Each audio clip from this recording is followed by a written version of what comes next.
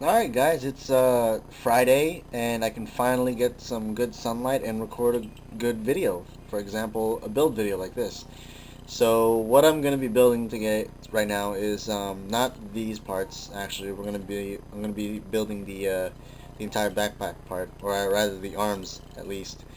Um, these two that I put together these two go on both sides.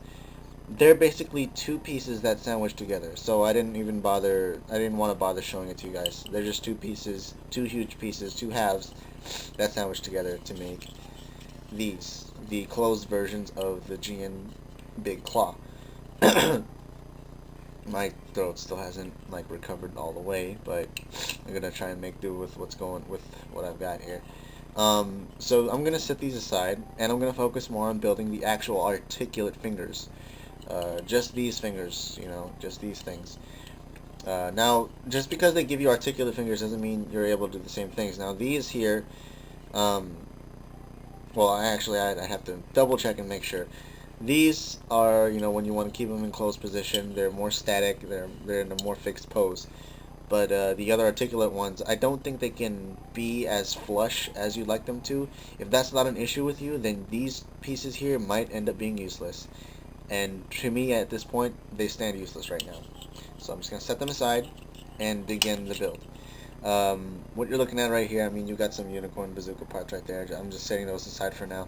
You got the, up there in that corner over there is torso pieces, which I started to build, and then I realized backpack should be done first because, well, it's the one that needs to be worked on less. So anyway, let's get this thing started. And then in the end, I'll be able to show you guys what it will look like if you once it's complete and posed in the way you want it to be. So not gonna try and talk too much, but kind of explain away what's going on here. So this piece here is gonna be the piece that connects. This is where everything goes, basically. This is how everything connects. Now, I'm not following the instructions in any particular order, so just doing this by memory because I already built the other one. Now, the polycaps are placed in, I think, a really good. The polycaps are put to good use, very good places. Yeah, really get this thing in there just to make sure. Okay. This is where I forget things. Okay. Maybe instructions will come in handy. Wait! Don't fall. Okay, yeah, I guess it goes like that.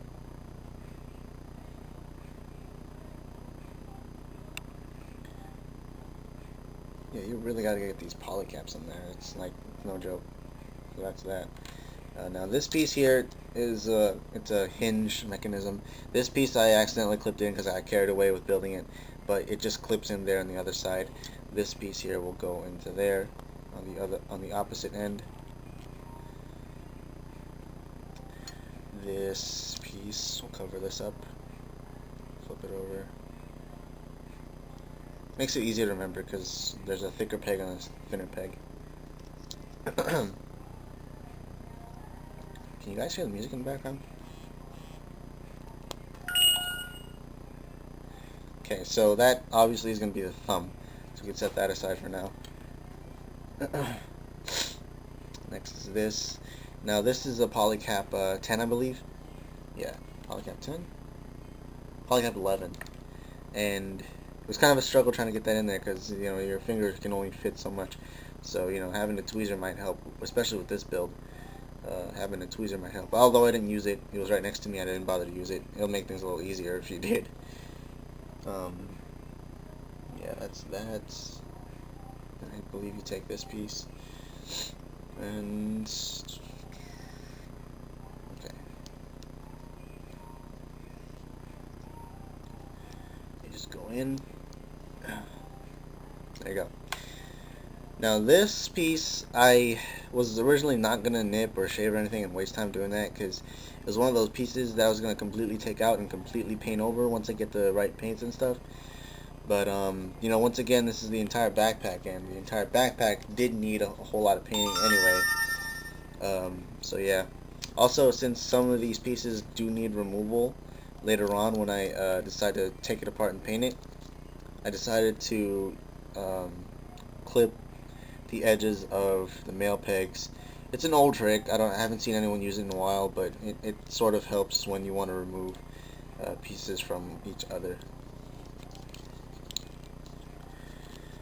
And then you can see here, you can see there's two slots. This thick peg will go in different positioning. The bottom one, the lowest. The lowest would be for storage, and then you move it up top one more, and then it's for when it's deployed. For now, I'm gonna put it up on not deployed, but stored.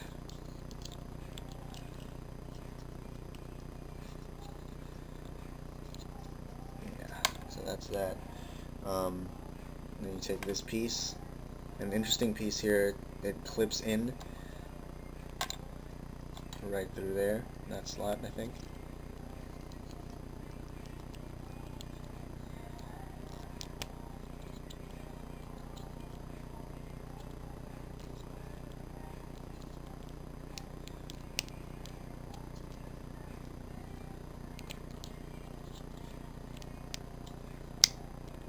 Alright, there you go. So it allows you to lift it up, and if you want to remove it, it's still pretty easy. You just wiggle it out. Just be careful. It's kind of this clipping mechanism. So that's that. So next is technically to the manual. Next thing you do is you attach this and you plug it in there. But like I said, you know, that's all it's gonna look like forever. So I'm basically not even gonna use these at all. So you take the thumbs and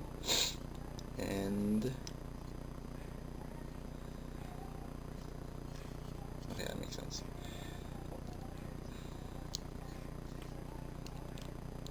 Slide that in, and you can position this any way you want, just for now. By default, the thumbs should be underneath. Just so you guys are clear with that, the thumb should be underneath. Now, these next pieces involve the articulated fingers. So basically, you take these pieces, flip them in. This part's completely easy. It was just, there's a whole lot you gotta do. There's like 8 total. So there's that. Flip them in.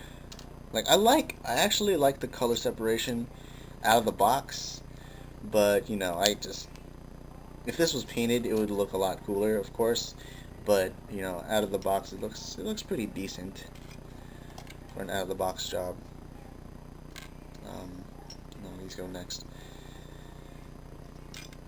Like the color, the dark purple or the deep purple, whatever it is, with this dark gray. It's nice. There's that. And since this, oops, that's the annoying part there. Ball joints don't sit in there all the way until, of course, you close the piece. Now, since this is a potential piece that I need to remove later on, where are my nippers? Okay, I'm gonna clip the edge off there, just to make it a little bit easier to take off.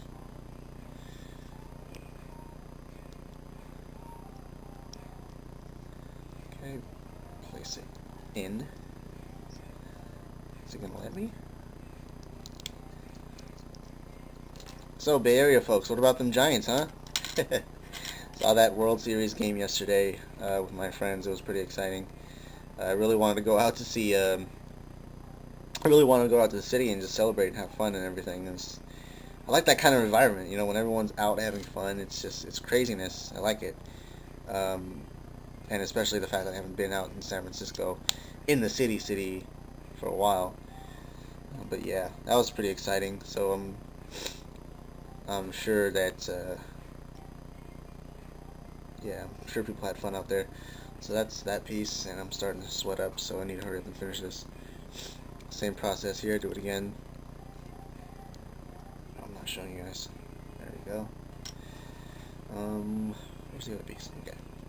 Take that, nip this for later. After World Series, we went to go hang out in Emeryville, this place called Bay Street. It's this little shopping center, but you know, if you're not shopping around, if you're just with friends or if you're a couple and you want to have fun hanging out or something, then it's, I guess, a cool place to hang out and take your date. Just walk around, have a little romantic moment. There's a theater there, a whole bunch of shops for for you or your girl to look fitted and stuff. Nike Town, Apple Store, Abercrombie if she's into that or whatnot. And it's just the overall nice place to hang out. So we went over there, chilled at Barnes & Noble's, got some Starbucks. I didn't sleep last night. That's why I got all these pieces cleaned up and everything. And I'm on some Starbucks again. So, yeah. Kind of wired right now. How did this go again? Son of a gun. No? Yeah? Oh. There you go. Yeah, and then we decided to watch Resident Evil Afterlife. Finally got to see it. And I was confused, I have to say. I was more or less confused. It was a fun 3D movie to watch. It followed some of the game lore a little bit more than the other, movies. I think. It's not something I would go crazy over if you haven't seen it, but it is a fun 3D movie. Watched it, the four of us. Pretty cool. I was confused for a second at who that hot blonde chick was who showed up at towards mid-end of the credits, realizing it was Jill Valentine. I was like, what? So I'm actually excited to see the next Resident Evil installment, because Jill Valentine is actually one of my favorite Resident Evil chick of all time. Screw Alice. I mean, she's still hot, but not hot in the sense that, you know, she's hot. Like, the actor's hot. But, I don't know. Alice isn't even a game character. There you go. And when Jill Valentine made her appearance in the second Resident Evil movie, that was awesome. That was awesome. Alright, so that's the articulated claw. Sorry if I lost track talking to you guys. But yeah, this is it. Looks a lot better than, you know, having just a freaking a static arm that doesn't move at all. I don't even know how to pose this, but you know, there's those ball joints in there, so you can mess around with the angles and stuff, whether you can make it look more aggressive or whatnot, pointing outward maybe, like so, to give it more of a rah, I'm gonna grab you effect. I don't have the thumbs. Well, regardless, that's one of the claws. Now, one of the finished claws that I have is actually displayed on a Tamashii Stage Act. So these guys really come in handy. If you don't have a set of these, pick it up. I mean, it's like $13 to $15 and you get 3 stands, and they're very useful for doing things like so. And yeah, have it deployed there. It's a lot better than using the clear stand that's included with the kit. It is unfortunate though if you don't have these things, because they will be positioned way low. But if you are lucky enough to have gotten one of these things, or if you feel like going to buy a Tamashii Stage Act 4 or 5 set, then I guarantee you will enjoy your model kits a lot better. And $13 or $15, I think it's worth it, because it'll definitely add a little bit more enjoyment to model kit display. And you know, like I said, you get 3 stands, very functional for anything. The peg in here fits perfectly between many size polycaps. You can definitely post your model kits the same way you normally would using that peg. Sorry, I wasn't in frame. Using that peg, you know, like you just saw, you can either use the angular clip here, which was my other option. I just never got to it. You could try and struggle using this thing, or you can just use the peg posted on here, and then you have the GN big claws deployed in a much more playable angle, much more satisfying angle, and definitely a much higher angle if need be from Raphael. And I haven't had the body built yet. I'm gonna use Garazo or Gadessa later on and compare, and I will show you guys in the next build video. Just just with the post this high and the Gadessa or Garazo right by it. I'm wondering, is this high enough right here? Like, let me grab X here real quick. Like, is that high enough to be Raphael's height? It could be perfect height. Just having it stand right like that. So it's kind of it's a curious thing. It's very exciting. So in the next video, whatever I'm gonna do that, whatever I'm gonna do with that, I will definitely grab a Gadessa or Garazo, or probably even both. Do a height comparison, and then you guys will get an idea of what that looks like. Alright, so thanks for watching. I think this video has gone a little bit too long, so I'm just going to upload it on the Versus Z channel. So, yeah. GN Big Claw.